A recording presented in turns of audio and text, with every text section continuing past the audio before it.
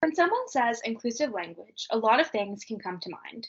For some people, it could be a diversity, equity, and inclusion topic, or for some people, it may cause some stress or annoyance. But for us as a group, inclusive language is something we value on a day to day basis.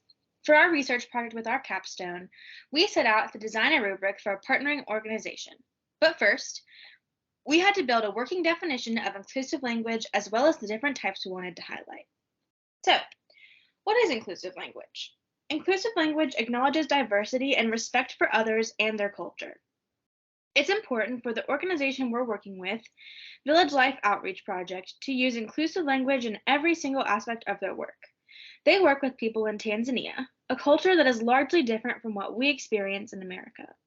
In terms of using inclusive language, it's important to avoid acronyms, use plain language, and ask partners what pronouns they prefer in order to reflect a diverse group of people.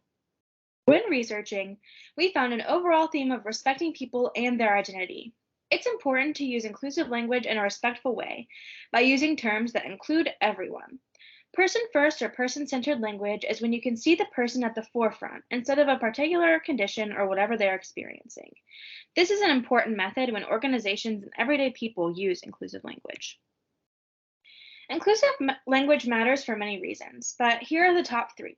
First, inclusive language creates a sense of belonging within communities and organizations. Second, using language that is inclusive reduces societal stigma associated with certain communities.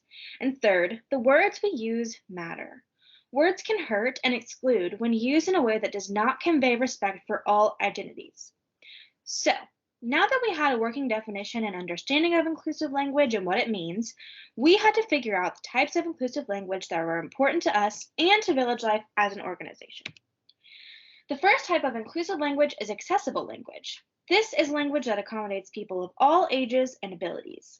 Using language that is accessible to everyone ensures that everyone is included and the message is easily understood. Accessible language uses person-first language, avoids jargon or slang, and uses the active voice, which empowers the subject of a sentence by having them perform the action. This is how we can use accessible language when we speak. First, we can use a logical order when we are giving a message so that the most important details come first. Next, we can avoid filler phrases like be sure to or I think that. When we use too many filler phrases, it can cloud the overall meaning. We can also use relatable examples or analogies when explaining or writing about a complicated topic. The next type of inclusive language that we highlight is culturally inclusive language. This kind of language is respectful of how people identify and avoids out-of-date or offensive terms for different cultural or ethnic groups.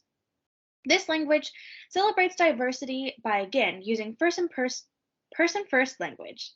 Village Life works with people from a different culture than we would typically experience here in Cincinnati, Ohio, so culturally inclusive language is very important to them as an organization.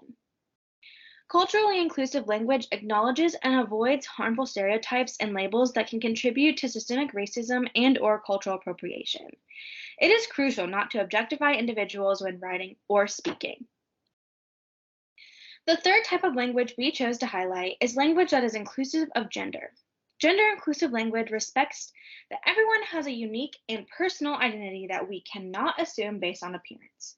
Modern language can be considered male-centric and use terms like mankind, which is not inclusive of all gender identities.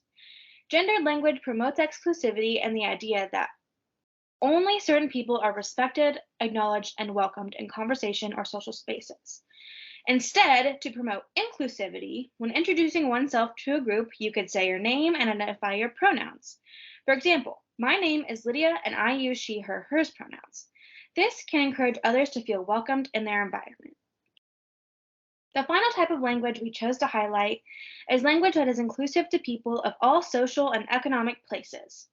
When referring to someone's socioeconomic status, we should use terms that maintain the dignity of the individuals and groups who occupy that status. Maintaining the dignity of individuals and communities and not laying blame on populations is very important for being socioeconomically inclusive. Negative connotations are associated with words like homeless, inner city, welfare, and poverty-stricken.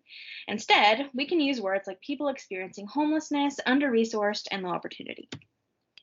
All of this research led to our final project, the board presentation. For our work with Village Life Outreach Project, we created a training presentation for the members of the board. Village Life's board has many different people with many different life experiences and understanding. Because of this, the presentation explains in depth what inclusive language is and why it matters in our day to day lives. This presentation also includes how Village Life should create an inclusivity statement that is tailored to their organization and their vision. When talking about inclusive language, it's important to demonstrate a commitment in our day to day lives. When individuals and organizations use inclusive language, it's more likely to create a welcoming environment and a culture of respect for anyone that comes into contact with them. Thank you for allowing us to present today. We hope you see the value of inclusive language and the place it has in our everyday lives.